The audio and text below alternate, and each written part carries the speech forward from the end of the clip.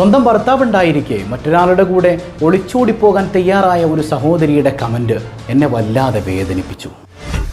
കഷ്ടപ്പെട്ട് തന്നെ നോക്കുന്ന തൻ്റെ പ്രിയപ്പെട്ടവനെ ഉപേക്ഷിച്ച് പോകാൻ മാത്രം എന്താണ് അവരുടെ ജീവിതത്തിൽ സംഭവിച്ചത്? അസ്സലാമു അലൈക്കും വറഹ്മത്തുള്ളാഹി വബറകാതുഹു. ഏവർക്കും റസ്സ വ്ളോഗ്സിലേക്ക് സ്വാഗതം. പ്രിയ സഹോദരങ്ങളെ, എന്നെ വല്ലാതെ വിഷമിപ്പിച്ച ഒരു കമൻറ്റ് ഇന്ന് രാവിലെ ഞാൻ വായിക്കാനിടയായി.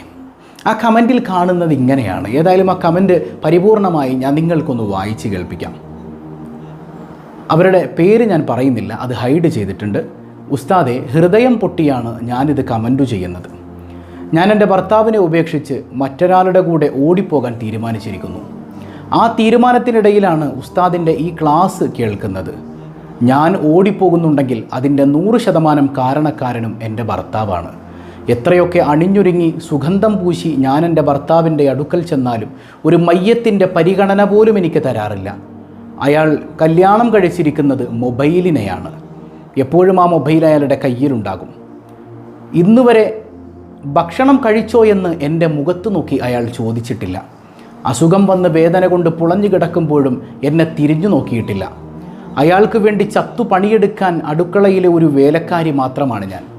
അയാൾക്ക് വല്ലാതെ ആഗ്രഹം തോന്നുമ്പോൾ വേറെ പെണ്ണുങ്ങളെ ഒന്നും കിട്ടിയില്ലെങ്കിൽ മാത്രം എൻ്റെ അടുക്കൽ വരും. ഒരു ശവം പോലെ കിടന്നു കൊടുക്കും ഞാൻ. അയാളുടെ ആഗ്രഹം മാത്രം പൂർത്തീകരിച്ച് അയാൾ എഴുന്നേറ്റ് പോകും.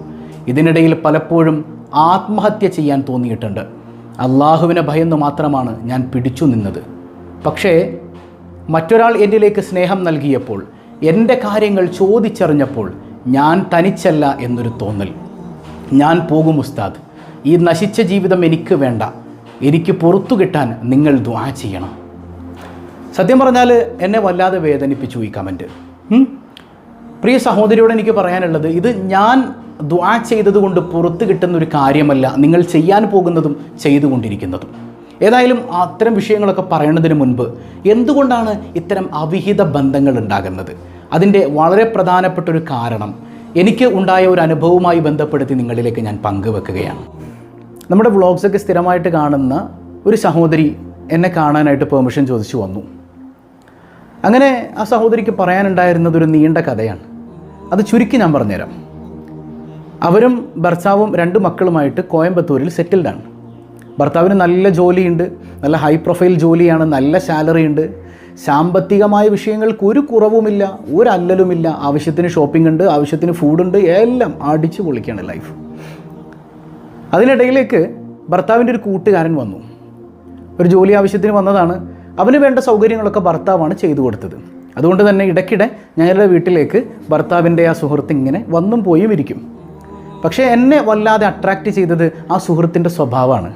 കാണുമ്പോഴേക്കും എന്നോട് ചിരിക്കും, എന്നോട് സുഖവിവരങ്ങൾ ചോദിക്കും. ഞാനേതെങ്കിലും ഡ്രസ്സ് ഇട്ട് കഴിഞ്ഞാൽ ആ ഡ്രസ്സിനെ കുറിച്ച് നല്ല ഒപ്പീനിയൻ പറയും. ഞാൻ നല്ല ഫുഡ് ഉണ്ടാക്കി കഴിഞ്ഞാൽ ആ ഫുഡ് ഇങ്ങനെ കഴിച്ചിട്ട് ഭയങ്കര ടേസ്റ്റിയാണെന്ന് എൻ്റെ മുഖത്ത് നോക്കി ഇങ്ങനെ പറയും. ഇതൊക്കെ കേട്ടപ്പോൾ ഇതെല്ലാം എന്നെ വല്ലാതെ ആകർഷിച്ചു. കാരണം ഞാൻ ഇതൊക്കെ എൻ്റെ ഭർത്താവിൽ നിന്ന് കേൾക്കാൻ ആഗ്രഹിക്കുന്ന കാര്യങ്ങളാണ്. എൻ്റെ ഭർത്താവ് ഇതൊന്നും പറയാറില്ല. പക്ഷേ ഇദ്ദേഹം ഇത് പറയുന്നത് കേട്ടപ്പോൾ എൻ്റെ മനസ്സ് വല്ലാതെ ഇദ്ദേഹത്തിലേക്ക് ചാഞ്ഞു നിന്നു. എൻ്റെ ഭർത്താവ് വെളുപ്പിനെ പോകും, കമ്പനിയുമായി ബന്ധപ്പെട്ട വിഷയങ്ങൾക്ക് അതിരാവിലെ പോകും. കുട്ടികൾ സ്കൂളിലും പോയി കഴിഞ്ഞാൽ പിന്നെ ഹസ്ബൻഡ് വരുന്നത് വരെ ഞാൻ ഫ്രീ ആണ്. എനിക്കൊരു കോള് പോലും വരാറില്ല. അത് മനസ്സിലാക്കി ഇദ്ദേഹം എന്നെ വിളിക്കും. ഞങ്ങൾ തമ്മിൽ ഒരുപാട് സംസാരിക്കും. പക്ഷേ ഒരു മോശമായ പദം പോലും ഇയാൾ എന്നോട് പ്രയോഗിച്ചിട്ടില്ല കേട്ടോ. സഹോദരി പറയാം, ഒരു മോശമായ വാക്ക് പോലും ഞങ്ങൾ പറഞ്ഞിട്ടില്ല. പക്ഷേ എൻ്റെ സുഖവിവരങ്ങൾ ഇങ്ങനെ തിരക്കും, എൻ്റെ കഥകൾ ഇങ്ങനെ കേൾക്കും, എനിക്ക് പറയാനുള്ളത് കേൾക്കും, അദ്ദേഹത്തിന് പറയാനുള്ളത് ഞാനും കേൾക്കും. അങ്ങനെ കുറേ നാളിങ്ങനെ തുടർന്നു പോയി.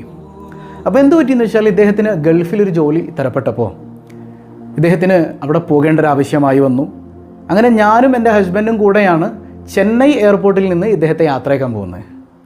അങ്ങനെ എയർപോർട്ടിലേക്ക് ചെന്നു. ഈ മനുഷ്യൻ പോയി കഴിഞ്ഞപ്പോൾ മുതൽ എനിക്ക് സഹിക്കാൻ പറ്റുന്നില്ല. ഞാൻ പൊട്ടിക്കരഞ്ഞു പോയി.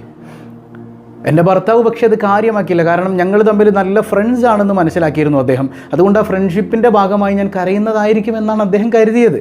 അതുകൊണ്ട് അദ്ദേഹം അത് മൈൻഡ് ചെയ്തില്ല. പക്ഷേ ഇപ്പോൾ 2 ആഴ്ചയായി എനിക്ക് സഹിക്കാൻ പറ്റുന്നില്ല, എനിക്ക് തല പൊക്കാൻ പറ്റുന്നില്ല, എനിക്ക് ഭക്ഷണം കഴിക്കാൻ പറ്റുന്നില്ല. ഉസ്താദ്, എനിക്ക് മനസ്സിലാകും ഞാനൊരു ഭാര്യയാണ്, അതുപോലെ 2 കുട്ടികളുടെ മാതാവാണ്. എനിക്ക് വീണ്ടും ഇനി പഴയ ഭാര്യയാകാൻ ഞാൻ എന്ത് ചെയ്യണം? ഇതാണ് ആ സഹോദരി എന്നോട് പറഞ്ഞ ആ കഥയുടെ മൊത്തത്തിലുള്ള ഒരു സമ്മറി എന്ന് പറയുന്നത്. ഇവിടെ യഥാർത്ഥത്തിൽ എന്താണ് സംഭവിച്ചത്? നല്ല തിരക്കുള്ള ബിസിനസ്സുകാരനായ ഭർത്താവ് അല്ലേ, അദ്ദേഹം ബിസിനസ്സിന് പോയി കഴിഞ്ഞാൽ പിന്നെ ദിവസത്തിൽ ചിലപ്പോൾ പോയി കഴിഞ്ഞാൽ 2 ദിവസം കഴിഞ്ഞിട്ടൊക്കെയാണ് വരിക. ഭയങ്കര തിരക്കും കാര്യങ്ങളൊക്കെ ആയിട്ട് അതിൻ്റെ പിന്നാലെ ആയിരിക്കും. പക്ഷേ ഈ പോകുന്നതിനിടയിൽ ഒന്ന് വിളിച്ചിട്ട് അവളോട് എന്തെങ്കിലും ഒന്ന് ചോദിക്കാൻ പോലും ആ മനുഷ്യൻ സമയം കണ്ടെത്തിയിട്ടില്ല. ഭർത്താവിനോട് സംസാരിക്കാൻ വേണ്ടി ഭർത്താവ് വരുമ്പോൾ കാത്തു നിൽക്കുന്ന ഭാര്യയെ ഒന്ന് മൈൻഡ് പോലും ചെയ്യാതെ ചിരിച്ച് കാണിച്ചുകൊണ്ട് വേഗം തന്നെ പോയി ലാപ്ടോപ്പ് എടുത്ത് ബാക്കി വർക്ക്സും അതിലാണ്.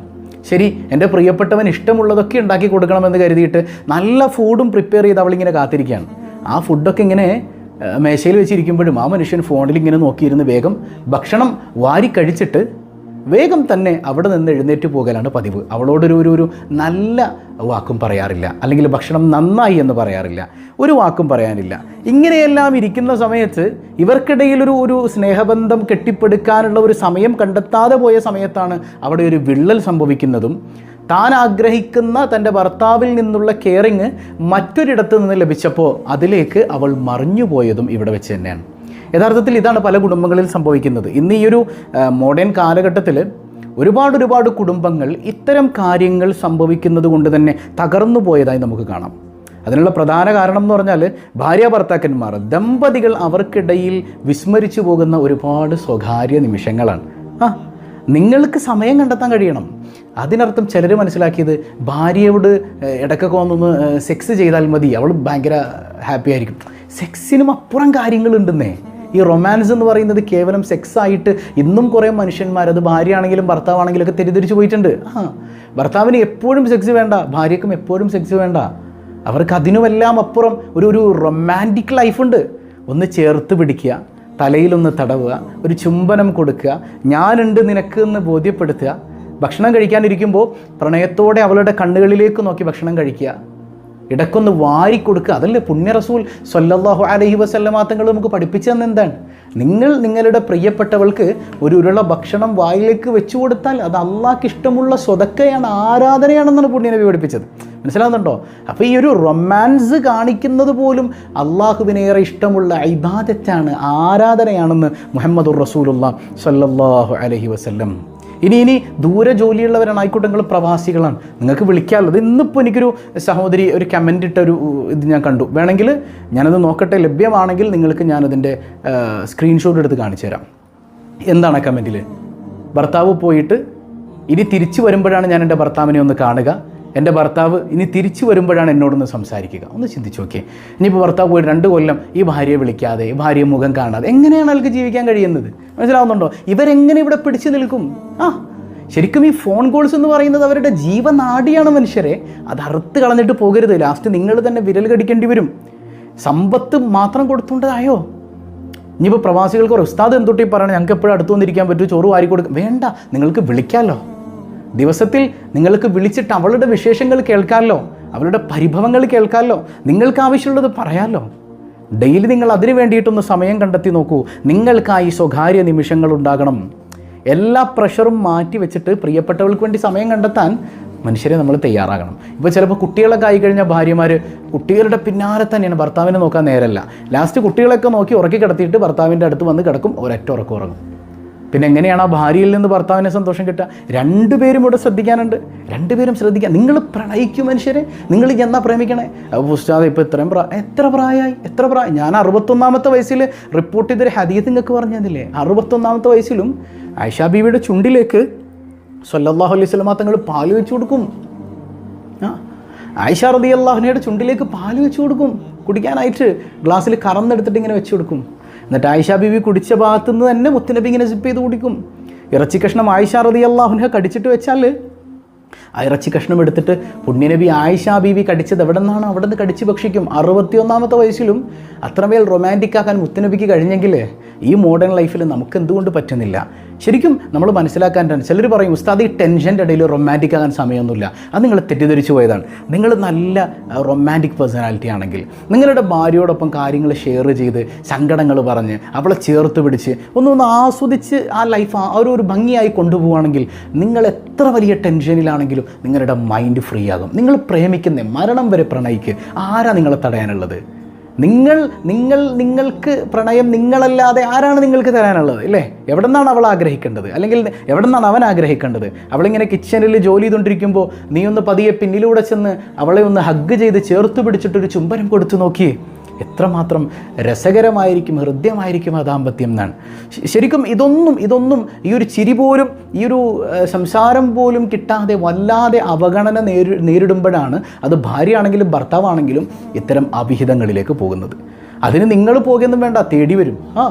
നിങ്ങളുടെ ഭാര്യയോട് അല്ലെങ്കിൽ നിങ്ങളുടെ ഭർത്താവിനോട് നിങ്ങൾക്ക് സ്നേഹപുരസരം സംസാരിക്കാൻ കഴിയുന്നില്ല എങ്കിൽ, നിങ്ങൾക്ക് മാത്രമായുള്ള സ്വകാര്യ നിമിഷങ്ങൾ, അത് സെക്സ് എന്ന് മാത്രം അതിനെ പറയരുത്. സെക്സ് എന്ന് പറഞ്ഞാൽ അതിൻ്റെ ഏറ്റവും ഹൃദ്യമായൊരു ഭാഗം തന്നെയാണ്. അത് വെറും ഒരു കാട്ടിക്കൂട്ടുന്ന ഒരു പരിപാടിയായിട്ട് മാറാതെ അതിന് പരസ്പര സംതൃപ്തി ലക്ഷ്യം വെച്ചുകൊണ്ട് അത് ഫോക്കസ് ചെയ്ത് പരസ്പരം സെക്സ് ആസ്വദിക്കുകയാണെങ്കിൽ, ലൈംഗികത ആസ്വദിക്കുകയാണെങ്കിൽ ആ ജീവിതം അത്രമേൽ മനോഹരമാകും. പക്ഷേ അതിലുമപ്പുറം നിങ്ങൾക്കിടയിൽ സ്വകാര്യ നിമിഷങ്ങൾ ഉണ്ടാകണം. ചേർത്ത് പിടിക്കാൻ, ചുംബനങ്ങൾ നൽകാൻ, സങ്കടങ്ങൾ കേൾക്കാൻ, മടിയിലൊന്ന് തലചായ്ച്ചുറങ്ങാൻ, പരസ്പരം ഇതിനൊക്കെ സമയം കണ്ടെത്തിയില്ല എങ്കിൽ, ഇതിനൊന്നും നിങ്ങൾ നേരം കണ്ടെത്തുന്നില്ല, ചിരിക്കാൻ പോലും, ഒന്ന് വിശേഷങ്ങൾ ചോദിക്കാൻ പോലും നിങ്ങൾ നേരം കണ്ടെത്തുന്നില്ല എങ്കിൽ അവിഹിതം വണ്ടി വിളിച്ച് ഇങ്ങോട്ട് വരും. കാരണം ചുറ്റും ചതികളുണ്ട്. നിങ്ങൾ ഇനി എന്താ മനസ്സിലാക്കുന്നത്? ചുറ്റും ചതികളുണ്ട്. കഴുകൻ്റെ കണ്ണുകളിങ്ങനെ വട്ടമിട്ട് പറക്കുന്നുണ്ട്. ഒരു ഫോൺ നമ്പർ കിട്ടിയാൽ മതി. പലപ്പോഴും ജീവിതം അപകടത്തിലായിപ്പോകും. അപ്പം അതുകൊണ്ട് തന്നെ സൂക്ഷിക്കുക. മറ്റൊരാളുടെ വിഹിതം നമ്മൾ തട്ടിയെടുക്കുമ്പോഴാണ് അത് അവിഹിതമാകുന്നത്, അല്ലേ? അപ്പോൾ അതിൻ്റെ പിന്നാലെ പോകുന്നവരെ നിങ്ങൾക്ക് വലിയ ശാപമുണ്ടാകും, ഉറപ്പ് തന്നെയാണ്. അങ്ങനെ നടക്കുന്ന ചതിയന്മാരുടെ കെണിവലകളിൽ പെട്ടുപോകാൻ മാത്രമേ ഉള്ളൂ നമ്മളെന്ന തോന്നൽ നമുക്കുണ്ടാകാൻ പാടില്ല. നമ്മുടെ ലൈഫിനെ ഭംഗിയുള്ളതാക്കി കെട്ടിപ്പടുക്കുക. ഒരു അവിഹിതവുമായി വരുന്നവൻ്റെയും കെണിയിൽ നമ്മൾ ആരും വീണു പോകാതിരിക്കുക. അതിനൊരവസരവും നമ്മുടെ കുടുംബത്തിൽ നമ്മൾ ഉണ്ടാക്കാതിരിക്കുക. സ്നേഹത്തോടെ പരസ്പര സ്വകാര്യ നിമിഷങ്ങൾ സന്തോഷത്തോടെ പങ്കുവെച്ച്, പ്രവാസികളെ നിങ്ങളാണെങ്കിൽ ഏറ്റവും ചുരുങ്ങിയത് ദിവസം അവളെ ഫോൺ ചെയ്ത് അവരുടെ പരിഭവങ്ങൾ കേട്ട് നിങ്ങളുടെ പരിഭവങ്ങൾ പങ്കുവെച്ച് സന്തോഷവും സന്താപവും എല്ലാം പറഞ്ഞ് കുറച്ച് നേരം അതിനായി നിങ്ങളൊന്ന് പരിശ്രമിച്ച് നോക്ക്. നിങ്ങൾ എന്തൊക്കെ എക്സ്ക്യൂസ് പറഞ്ഞാലും ചിലപ്പോൾ നിങ്ങളുടെ ഫ്രണ്ട്സുമായിട്ട് നിങ്ങൾ ചിരിച്ച് കളിച്ചിരിക്കുന്നുണ്ടാവും, ഇല്ലേ? നിങ്ങൾ ഈ എല്ലാ സങ്കടങ്ങളും കാണിക്കുന്നത് നാട്ടിലൊറ്റയ്ക്ക് നിൽക്കുന്ന ഭാര്യയോട് മാത്രമാണ്. അവളെ വിളിക്കുമ്പോൾ മാത്രം നിങ്ങൾക്ക് ചിരിക്കാൻ നേരമില്ല. അപ്പം അങ്ങനെ ആയിക്കഴിഞ്ഞാൽ അത് ജീവിതത്തിനൊരു രസം ഉണ്ടാവില്ല. അത് നാട്ടിലുള്ളവരാണെങ്കിലും പ്രവാസികളാണെങ്കിലും ആരാണെങ്കിലും പരസ്പരം നിങ്ങൾ സന്തോഷങ്ങൾ കൈമാറുക, സന്താപങ്ങൾ കൈമാറുക, അതിന് സമയം കണ്ടെത്തുക. നിങ്ങളുടേതായ സ്വകാര്യ നിമിഷങ്ങൾ ഉണ്ടാകട്ടെ. ഒരു അവിഹിതവുമായി അവിടെ ആരും വരില്ല. അതുപോലെ ഈ കമൻറ്റ് ചെയ്ത സഹോദരിയോട് എനിക്ക് പറയാനുള്ളത്, നിങ്ങൾ ഹൃദ്യമായി അള്ളാഹുവിൻ്റെ പാതയത്തിലായി വിവാഹ ജീവിതത്തിലേക്ക് കടന്നവരാണ്. നമ്മളൊക്കെ മുസ്ലിംകളാണ്, അല്ലേ? നമുക്ക് വിവാഹ ജീവിതത്തിലേക്ക് കടന്നു കഴിഞ്ഞാൽ ആ വിവാഹ ജീവിതത്തിൽ നമ്മൾ സംതൃപ്തരല്ല എങ്കിൽ ആ ഭർത്താവിനെ അല്ലെങ്കിൽ ഭാര്യയെ തിരുത്താൻ പല വഴികൾ നമുക്ക് പ്രയോഗിക്കാം, ഇല്ലേ? അത്തരം വഴികളിലൊന്നും അവർ മാറുന്നില്ല, നമ്മൾ വീണ്ടും അനുഭവിക്കുകയാണെങ്കിൽ ആ ജീവിതം വേണ്ട എന്ന് വെക്കാൻ നമുക്ക് അവകാശമുണ്ട് ഇസ്ലാമിൽ, ഇല്ലേ? അതിന് ഭർത്താവിന് അവകാശമുണ്ട്, അതുപോലെ തന്നെ ഭാര്യയ്ക്കും അതിനുള്ള വഴികളുണ്ട്. അത്തരം വഴികളിലേക്ക് നിങ്ങൾ ചെല്ലുക.